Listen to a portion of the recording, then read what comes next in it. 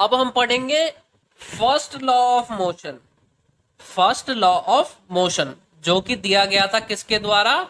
ये दिया गया था न्यूटन के द्वारा। मतलब न्यूटन ने ये लॉ ऑफ मोशन दिया था, जिसको जो है Newton's first law of motion भी कहा जाता है।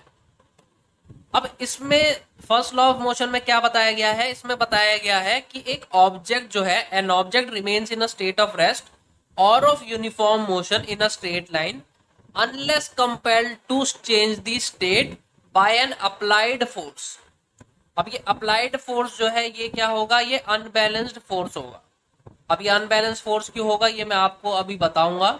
सबसे पहले इसके फर्स्ट स्टेटमेंट पे चलते हैं।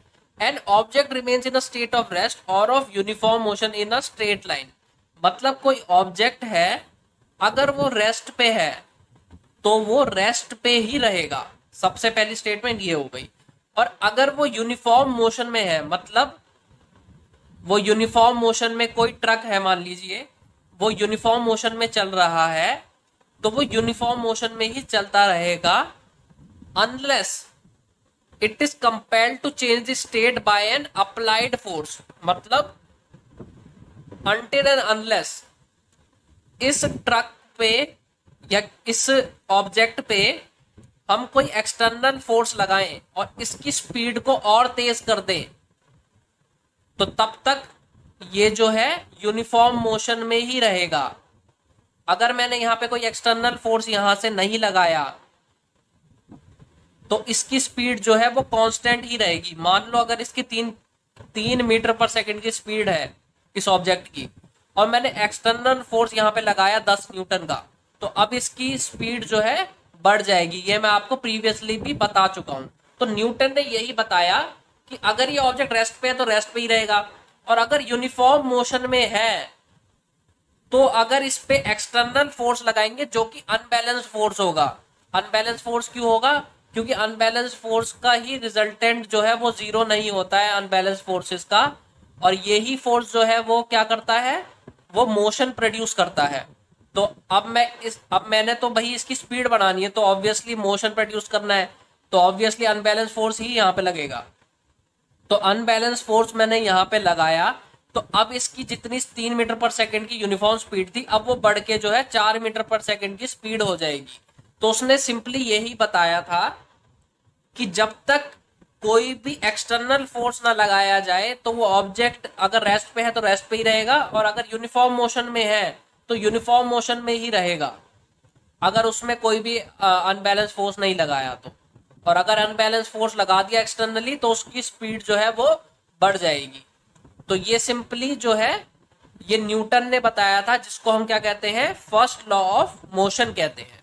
फर्स्ट लॉ ऑफ मोशन में जैसा कि हमने पढ़ा कि कोई भी ऑब्जेक्ट जो है वो स्टेट ऑफ रेस्ट में रहता है या यूनिफॉर्म मोशन में रहता है, तो ये ऑब्जेक्ट की जो टेंडेंसी है कि वो रेस्ट पे ही रहे, अगर रेस्ट पे है तो रेस्ट पे ही रहे, और अगर यूनिफॉर्म मोशन में चल रहा है तो यूनिफॉर्म मोशन में ही रहे। ये जो टेंडेंसी है उसकी, कि जब तक भाई हमने अगर उसमें एक्सटर्नल फोर्स नहीं लगाया तो तब तक तो वो अपनी स्टेट ऑफ रेस्ट या स्टेट ऑफ यूनिफॉर्म मोशन तो वो चेंज ही नहीं करेगा।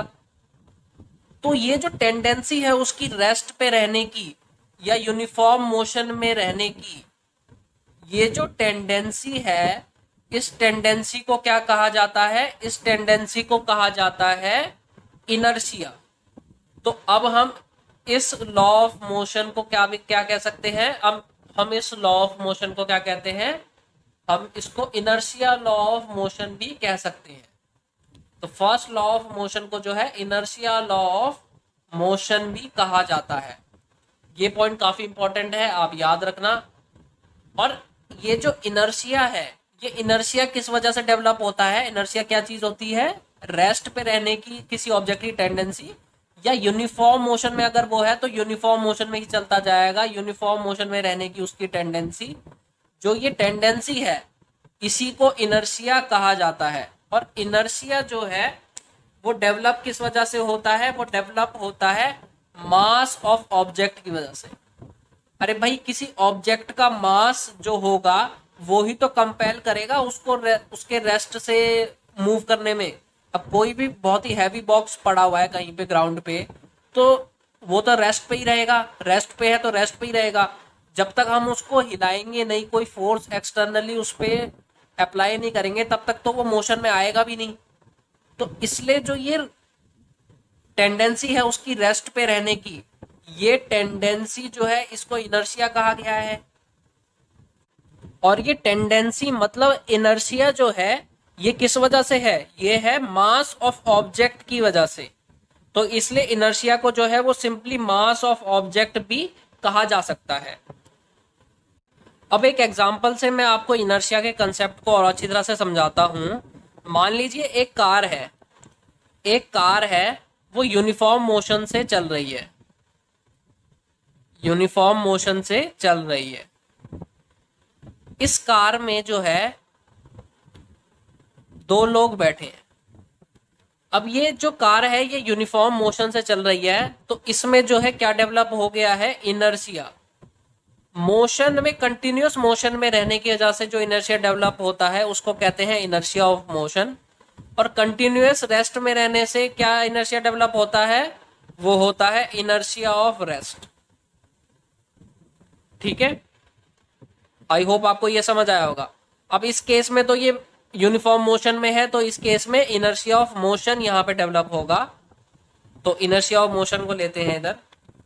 अब यहाँ पे जो ये दो लोग चल रहे हैं, मतलब इस कार के अंदर बैठे हैं, ये कार चल रही है यूनिफॉर्म मोशन से।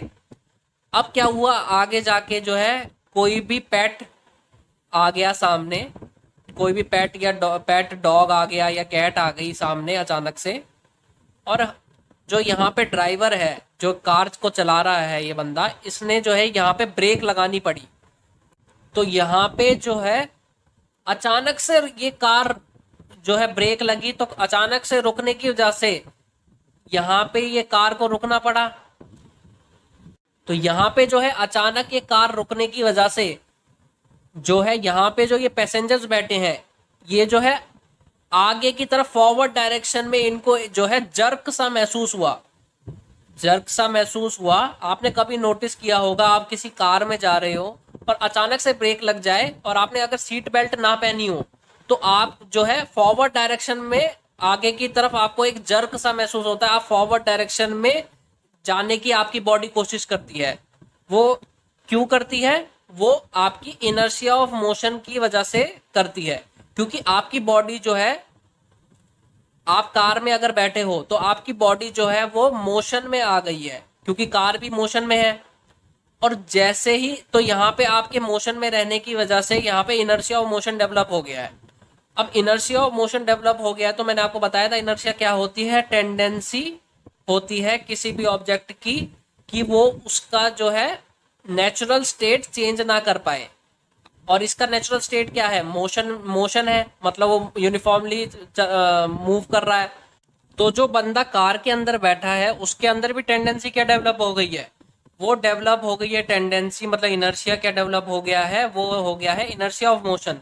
मतलब टेंडेंसी ये डेवलप हो गई है कि बॉडी भी मोशन में रहे, क्योंकि जो कार है, वो ऑब्जेक्ट जिसके अंदर वो पर्सन बैठा है, वो कार तो ऑलरेडी मोशन में है। तो ऑब्वियसली जो बंदा अंदर बैठा है उसके बॉडी के अंदर भी टेंडेंसी डेवलप हो गई है कि वो भी मोशन में ही रहे। पर अब जब आप अचानक से कोई जो ड्राइवर ब्रेक मार देता है, तो जो अंदर बैठे हैं कार के अंदर जो पर्सन, उनको जो है अचानक से ब्रेक लगने की वजह से जो है, जो ये इनर्शिया ऑफ मोशन की वजह से, अब जैसे ही अचानक से ब्रेक लग जाएगा तो बॉडी तो अब रेस्ट पे आने की कोशिश करेगी। पर इनर्शिया ऑफ मोशन जो है, जो टेंडेंसी है कि मोशन में ही रहे बॉडी, वो जो है इस बॉडी को अब रोकेगी रेस्ट पे आने से। किस पे आने से, रेस्ट पे आने से। तो उसी वजह से जो है ये जर्क हमें एक फील होता है, हमारी बॉडी जो है फॉरवर्ड डायरेक्शन में जाने की थोड़ा एक कोशिश करती है, तो फॉरवर्ड एक जर्क हमें महसूस होता है। इसी से बचने के लिए जो है सीट बेल्ट्स लगाए जाते हैं, सीट बेल्ट्स लगाए जाते हैं कार में, ताकि कोई भी बंदा जो है वो इंजर्ड ना हो पाए इस फॉरवर्ड जर्क की वजह से। तो inertia of motion, I hope आपको इस एग्जांपल से समझ आ गया होगा। अभी प्रीवियसली मैंने आपको इनर्शिया ऑफ मोशन पढ़ा दिया है। अब मैंने आपको बताया था इनर्शिया दो तरीके के होते हैं, इनर्शिया ऑफ मोशन और इनर्शिया ऑफ रेस्ट। तो अब हम इनर्शिया ऑफ रेस्ट के बारे में बात करेंगे। अब इनर्शिया ऑफ रेस्ट मैं आपको समझाता हूँ एक एग्जांपल देकर, एक लाइव एग्जांपल आपको दिखा के मैं समझाता हूँ कि इनर्शिया ऑफ रेस्ट कैसे काम करता है। तो आप ये देखिए, ये एक ग्लास है और उसके ऊपर मैंने एक ये कार्डबोर्ड रख दिया है। आई होप आपको अच्छी तरह से दिख रहा होगा। ये ग्लास है और ग्लास के ऊपर मैंने ये कार्डबोर्ड रख दिया है। इसके ऊपर मैं ये एक कॉइन रख देता हूँ, 1 रुपए का। 1 रुपए का मैंने ये कॉइन रख दिया। अब जैसे ही मैं यहाँ से कार्डबोर्ड को फ्लिप करता हूँ, मतलब थोड़ा सा पुश करता हूँ, तो आप देख सकते हैं ये कॉइन जो है सीधा ही ग्लास के अंदर चले गया। अब ये ग्लास के अंदर क्यों चले गया? ये ग्लास के अंदर इसलिए चले गया क्योंकि ये कॉइन के अंदर क्या बन गया था? Inertia of rest. क्योंकि इस कार्डबोर्ड के ऊपर जब ये कॉइन पड़ा हुआ था तो वो क्या था? रेस्ट पोजीशन पे ही था। अब जैसे ही मैंने यहाँ पे इसे फ्लिप किया, मतलब मैंने कार्डबोर्ड को धक्का दिया, तो मैंने कार्डबोर्ड को क्या करा? मैंने कार्डबोर्ड को मोशन में डाल दिया। और पर ये कॉइन जो था ये तो रेस्ट पे ही था और इसके अंदर इनर्शिया ऑफ रेस्ट डेवलप हो गया था, मतलब रेस्ट पे रहने की टेंडेंसी डेवलप हो गई थी। तो इस वजह से क्या हुआ, जब जब मैंने इस कार्डबोर्ड को मोशन में डाला तो ये कॉइन के अंदर तो अभी भी inertia of rest he develop हो चुका था और इनर्शिया ऑफ रेस्ट ही था इसके अंदर, कॉइन के अंदर प्रेजेंट। तो ये कॉइन जो है वो इनर्शिया ऑफ रेस्ट की वजह से रेस्ट पोजीशन में ही इसने रहना पसंद करा और जो कार्डबोर्ड है वो तो मोशन में आके आगे की तरफ चले गया, पर कॉइन जो है वो वहीं का वहीं रहा और वो ग्लास के अंदर चले गया। तो इस सिंपल एक्सपेरिमेंट से जो है इनर्शिया ऑफ रेस्ट को हम समझ सकते हैं। आई होप आपको इनर्शिया ऑफ मोशन और इनर्शिया ऑफ रेस्ट जो है अच्छी तरह से समझ आ गया होगा। अभी प्रीवियसली हमने फर्स्ट लॉ ऑफ मोशन जो न्यूटन ने दिया था वो पढ़ लिया। अब हम सेकंड लॉ ऑफ मोशन पढ़ेंगे। न्यूटन ने जो है 3 लॉज ऑफ मोशन दिए थे, तो अब हम फर्स्ट हमने पढ़ लिया और सेकंड अब हम पढ़ेंगे।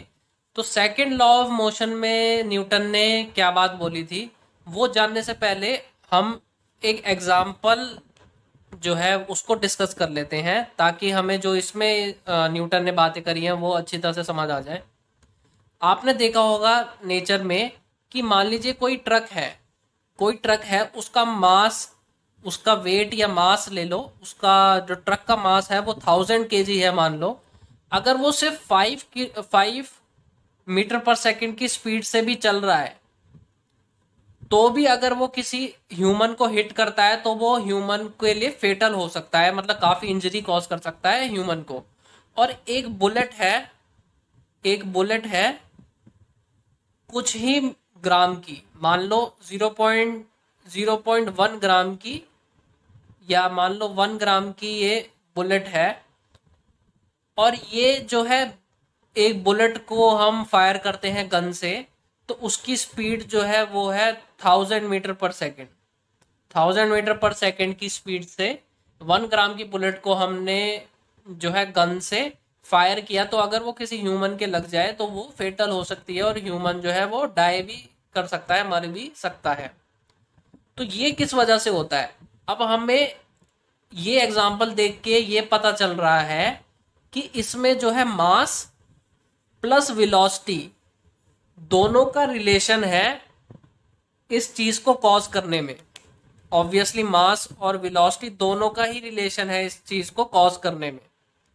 तो ऐसी क्या चीज है कि जो मास और वेलोसिटी मिलकर इतना ये जो है फेटल हो रही है? तो इस चीज को क्या कहा जाता है? इस चीज को कहा जाता है मोमेंटम। इस फिनोमिना को कहा जाता है मोमेंटम। मोमेंटम क्या होता है? वो होता है product of mass and velocity of an object.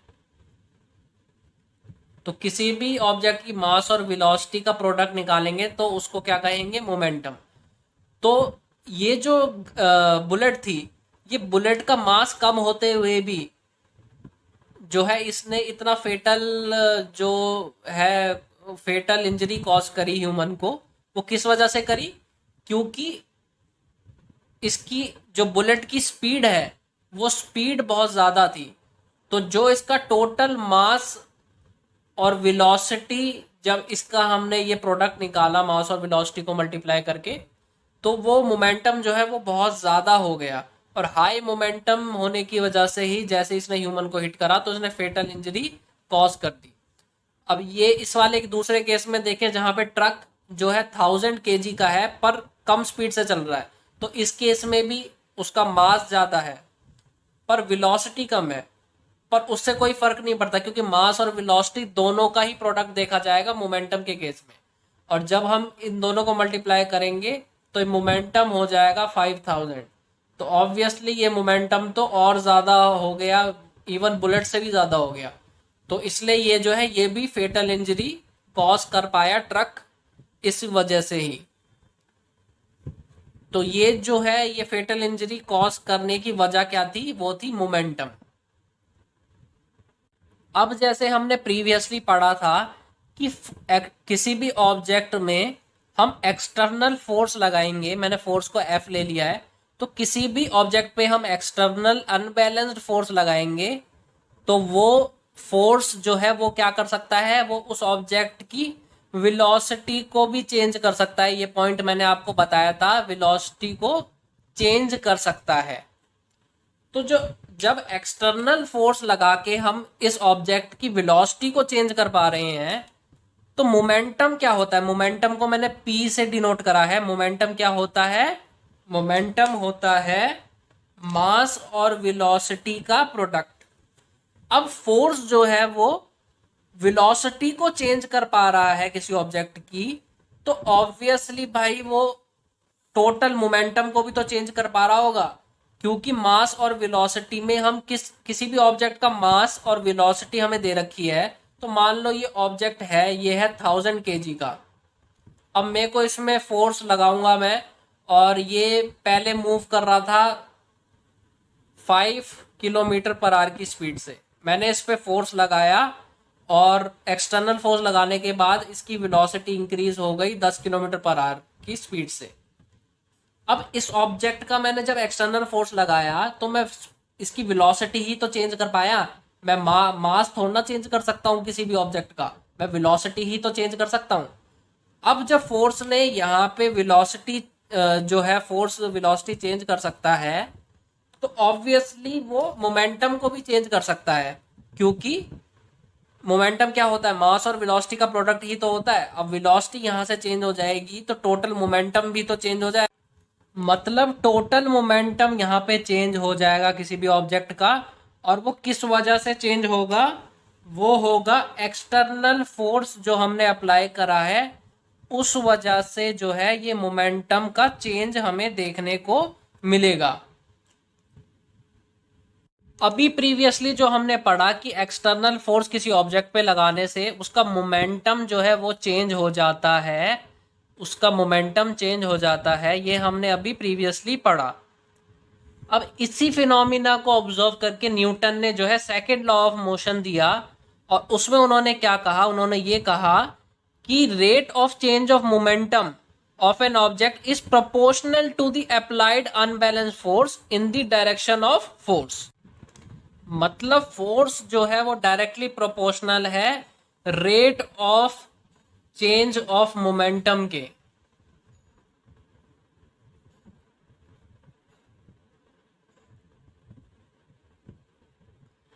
अब rate of change of momentum को हम किस तरीके से लिख सकते हैं, rate of change of momentum का मतलब ये है कि जो मोमेंटम का चेंज हो रहा है, तो जो चेंज ऑफ मोमेंटम है वो किसके रिस्पेक्ट में हो रहा है, वो टाइम के रिस्पेक्ट में हो रहा है। तो फोर्स जो है वो डायरेक्टली प्रोपोर्शनल है चेंज ऑफ मोमेंटम के, change of momentum with respect to time.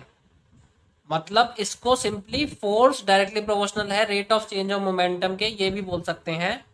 बाकी इसको मैथमेटिकली जो है इस तरीके से सिग्निफाई करके इस तरीके से लिखा जाता है। अब इसकी मैथमेटिकल डेरिवेशन देख लेते हैं। हमें सेकंड लॉ ऑफ मोशन से ये जानने को मिला कि फोर्स जो होता है वो डायरेक्टली प्रोपोर्शनल होता है change in momentum per unit time के। अब इसको हम कैसे लिख सकते हैं, ऑब्वियसली आपको ये बात पता होगी कि जैसे ही मैं प्रोपोर्शनैलिटी कांस्टेंट यहाँ से हटाऊं, प्रोपोर्शनैलिटी साइन यहाँ से हटाऊंगा और इजिकल टू यहाँ लगाऊंगा तो यहाँ पे प्रोपोर्शनैलिटी कांस्टेंट आ जाएगा। तो यहाँ पे प्रोपोर्शनैलिटी कांस्टेंट के आ गया, और चेंज इन मोमेंटम को मैं कैसे लिख सकता हूं, जैसे हमने previously first law of motion में या प्रीवियसली पढ़ा था कि हम चेंज इन वेलोसिटी को कैसे लिखते हैं, final velocity minus initial velocity. हम चेंज इन वेलोसिटी को इसी तरीके से लिखते थे। तो अब चेंज इन मोमेंटम को हम किस तरीके से लिखेंगे, हम इस तरीके से लिखेंगे, क्योंकि मोमेंटम क्या होता है, वो होता है मास इनटू वेलोसिटी। तो अब चेंज इन मोमेंटम को हम यहाँ पे क्या लिखेंगे, फाइनल मोमेंटम मतलब mv माइनस mu मतलब initial momentum per unit time. Time को यहाँ पे मैंने t ले लिया। अब यहाँ पे मैं मास m को जो है वो कॉमन ले लूं, तो ये क्या हो जाएगा, ये हो जाएगा v minus u by t, और k यहाँ पे है इज इक्वल टू f मतलब एक्सटर्नल फोर्स। अब v minus u by t क्या होता है, वो होता है एक्सेलरेशन। ये मैं आपको जो है मोशन चैप्टर में पढ़ा चुका हूँ। अगर आपको ये नहीं पता है तो आप मेरे मोशन चैप्टर की वीडियो भी देख सकते हैं, मैं डिस्क्रिप्शन में डाल दूंगा। अब ये v minus u by t क्या होता है, ये होता है एक्सेलरेशन। तो अब मैं यहाँ पे v minus u by T की जगह पे क्या लिख सकता हूँ, a लिख सकता हूँ। तो यहाँ पे मैं a लिख दूंगा। तो ये क्या हो गया, F इज इक्वल टू के एम ए, ये मिल गया मुझे। अब K की value most of the cases में हम 1 ही ले लेते हैं, तो सिंपली मैं F को क्या लिख सकता हूँ, F is equal to M A. तो इससे हमें क्या पता चलता है, हमें ये पता चलता है कि external force applied on an object is equal to the product of mass and acceleration of the given object. तो ये हमें पता चलता है, और ये मैथमेटिकल एक इक्वेशन हमें मिल गई कि फोर्स जो है वो मास और एक्सेलरेशन के प्रोडक्ट के इक्वल होता है।